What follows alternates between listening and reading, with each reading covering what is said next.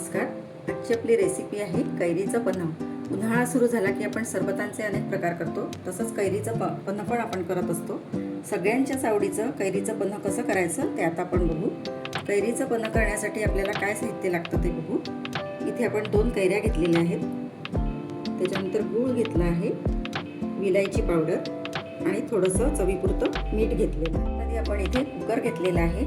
आता या कुकरमध्ये आपण या कैऱ्या घालून घेऊ आणि याच्यामध्ये कैऱ्या बुडतील एवढं पाणी घालून घ्यायचं आहे. कैऱ्या आपण स्वच्छ धुवून घेतलेल्या आहेत 2 ते 3 वेळेस. आता आपण हे कुकरला 5 ते 6 शिट्ट्या काढून घेऊ, म्हणजे या कैऱ्या आपल्या चांगल्या शिजतील.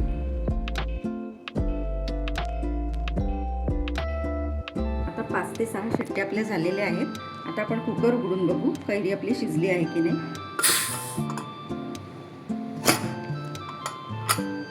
आपल्या कैऱ्या छान शिजलेल्या आहेत. आता आपण याचा गर काढून घेऊ. आता कैऱ्या आपल्या थंड झालेल्या आहेत. आता आपण याचे साल काढून घेऊ आणि याचा गर आहे जो कैरीचा तो वेगळा करून घेऊ.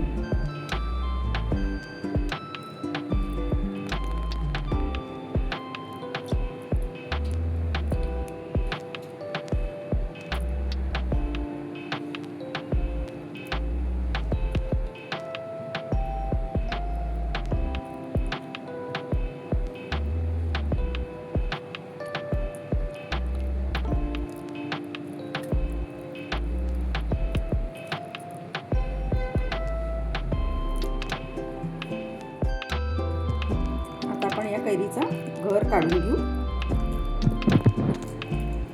हातानेच काढून घ्यायचा म्हणजे तो व्यवस्थित निघतो.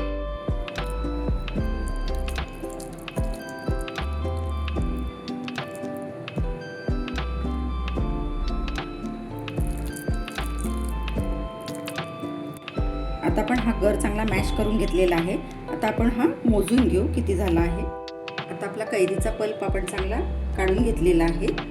जेवढा आपल्या कैरीचा गर आहे तेवढाच आपण गूळ इथे घेतलेला आहे. थोडासा जास्त गूळ तुम्ही घेऊ शकता. कैरी आपली जितकी आंबट आहे त्याप्रमाणे आपल्याला इथे गूळ घ्यायचा आहे. आता आपण गॅसवर कढई ठेवलेली आहे. यामध्ये आता आपण गूळ वितळून घेऊ.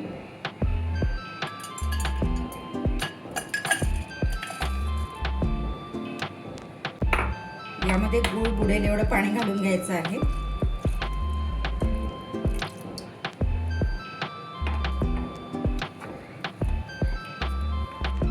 आता आपला गूळ चांगला विरघळलेला आहे. यामध्ये आपण हा पल्प घालून घेऊ कैरीचा.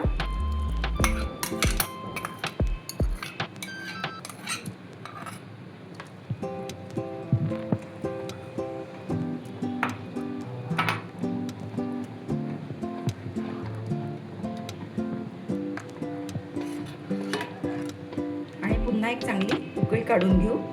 असं उकळी काढल्यामुळे आपलं पन्ह जास्त दिवस टिकतं.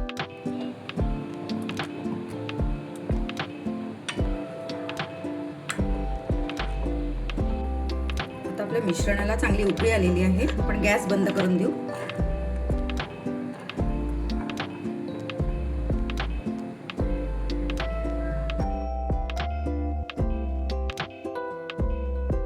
आता आपलं हे मिश्रण थंड करून घ्यायचं आहे आणि थंड केल्यानंतर आपल्याला मिक्सरमधून एकजीव करून घ्यायचं आहे. आता आपलं हे मिश्रण थंड झालेलं आहे. आपण हे मिक्सरच्या पॉटमध्ये घालून घेऊ.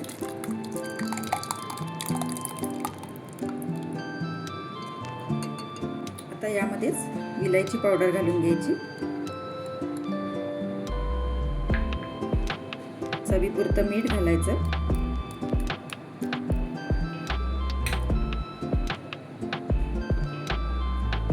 आणि आता हे आपण मिक्सरमधून एकजीव करून घेऊ. आता आपण हे एका बाउलमध्ये किंवा एका काचेच्या बॉटलमध्ये भरून ठेवू.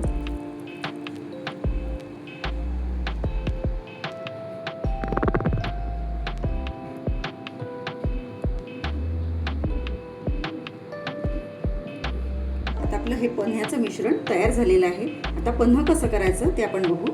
आपण हे जे पन्ह्याचं मिश्रण तयार केलेलं आहे याच्यातले 2-2 चमचे आपण या ग्लासमध्ये घालून घेऊ.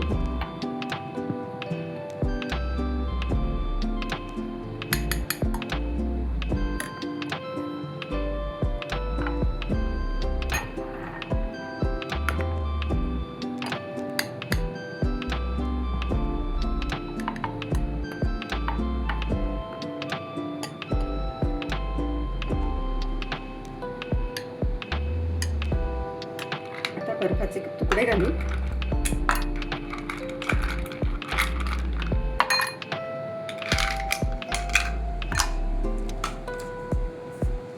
आता पाणी घालायचं.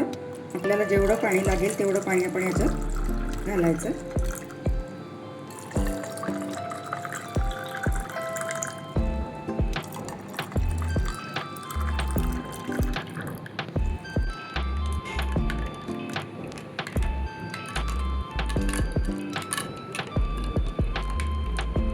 तुम्ही या पन्ह्यामध्ये गुळाच्या ऐवजी साखरेचाही वापर करू शकता.